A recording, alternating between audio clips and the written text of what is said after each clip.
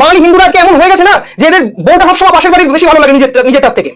জয় গো মাতা জয় শ্রীরাম। এই দাঁড়ান, আপনি তো আজকে এই সবই কি চুমু খাওয়া দিন, গোলাপের দিন এসব পালন করছেন তো? মানে ভ্যালেন্টাইন উইক চলছে নাকি? না না, তাহলে আপনার আজকে আমার এই কথাগুলো ঝাল লাগতেই পারে, কিন্তু আমি চাইবো পুরোটা আপনি শুনুন। আচ্ছা, এই ভ্যালেন্টাইন ডে এইসব রীতিরেওয়াজ তো কোনোদিন হিন্দু ধর্মের কোনো শাস্ত্রে ছিল না, তাহলে এই ন্যাকামিগুলোর আমদানিটা হলো কোথা থেকে? এটা একটা প্রশ্ন, তাই না? আমি আপনাদের বলছি ভ্যালেন্টাইন ডে ন্যাকামির আমদানি কোথা থেকে হয়েছে। আমি হিন্দুদের ক্ষেত্রে বলছি এটা। প্রথমত এটা ইউরোপিয়ানরা পালন করতো।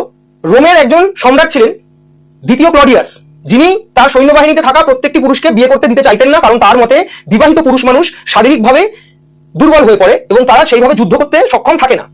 কিন্তু রোমের এক পাদ্রী ছিলেন সেন্ট ভ্যালেন্টাইন, যিনি লুকিয়ে এইসব পুরুষদের বিয়ে দিতেন। তাকে যখন দ্বিতীয় ক্লডিয়াস জানতে পেরে কারারুদ্ধ করেন এবং এই 14ই ফেব্রুয়ারি তাকে মৃত্যুদণ্ড দেওয়া হয়েছিল। ঠিক এই কারণেই সমগ্র ইউরোপিয়ানরা পালন করতো, কিন্তু আমাদের বাঙালিদের মধ্যে কবে থেকে এই কালচার আসলো আমি নিজেও বলতে পারবো না। হঠাৎ করে দেখছি রাতারাতি সবাই পালন করা শুরু করে দিয়েছে। এবার ঘটনা হচ্ছে কি, হিন্দুরা কখন হিন্দু হয় বলুন তো? যখন দুর্গাপুজো ছুটি লাগবে, কালী পুজো ছুটি লাগবে, এই প্যান্ডেলে যাবো।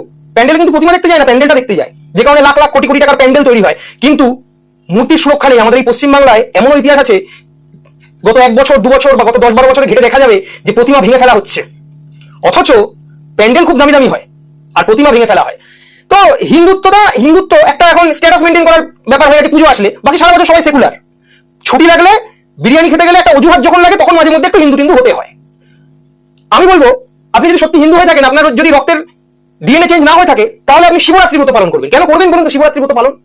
আমাদের শাস্ত্র অনুযায়ী এই শিবরাত্রির রাতে শিব তাণ্ডব নৃত্য করেছিলেন এবং শিব ও শক্তির মিলন ঘটেছিল, যে কারণে আপনি শিবরাত্রি ব্রত পালন করুন, এটা আমি চাইবো।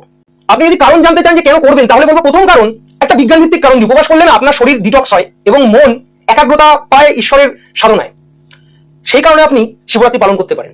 যদি দ্বিতীয় কারণ জানতে চান, তাহলে আমার বলতে হয় যে আমাদের শাস্ত্রে কিন্তু বলা আছে যে শিবরাত্রির উপবাস এবং জাগরণ জীবনের পাপ ও নেতিবাচক শক্তি দূর করে। কারণ স্কন্দ পুরাণে বলা হয়েছে যে ব্যক্তি ভক্তি ভরে এই ব্রত পালন করে, ভগবান শিব তার জীবনের বাধা দূর করেন। এবং তৃতীয় কারণ আমি অবশ্যই বলবো যে শিবরাত্রি ব্রত আত্মনিয়ন্ত্রণ শেখায়। আত্মনিয়ন্ত্রণ মানে আজকের যুগে আমরা মোবাইল, ভোগবিলাস এইসবের পিছনে যে দৌড়াচ্ছি না, এবং দৌড়ঝাঁপে আমরা হারিয়ে যাচ্ছি, এই ব্রত আমাদের শেখায় কিভাবে আমরা নিজেদেরকে নিয়ন্ত্রণ করতে পারবো, মানে প্রকৃত শক্তি অর্জন করতে পারবো। চতুর্থ কারণ হিসেবে আমি অবশ্যই বলতে চাইবো যে শিবরাত্রি ব্রত সৌভাগ্য বা সংসারের শান্তি তো বৃদ্ধি করেই, বিশেষ করে অবিবাহিতদের জন্য এই ব্রত শুভ দাম্পত্য জীবনের আশীর্বাদ আনে বলে বিশ্বাস করা হয়। শিবরাত্রির মূল শিক্ষা হলো যে সহজ জীবন, গভীর চিন্তা এবং সত্যের পথে চলা।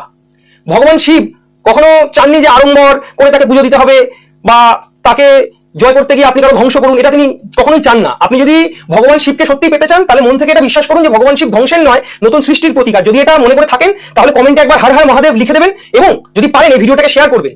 আর অবশ্যই 15ই ফেব্রুয়ারি শিবরাত্রি ব্রত পালন করুন। এইসব ভ্যালেন্টাইন এগুলো আমাদের হিন্দু ধর্মের কোনো শাস্ত্রে কোথাও লেখা নেই, কোনো পুরাণে এর উল্লেখ নেই।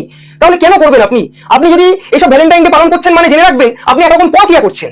হ্যাঁ, বাঙালি হিন্দুরা আজকে এমন হয়ে গেছে না যে এদের বউটা সবসময় পাশের বাড়ি বেশি ভালো লাগে নিজেরটার থেকে। আপনিও সেই জালে পা দিচ্ছেন। আপনার নিজের ধর্মের কালচারটা ভুলে গিয়ে আপনি অন্যের ধর্মকে বেশি করে ভালোবাসছেন।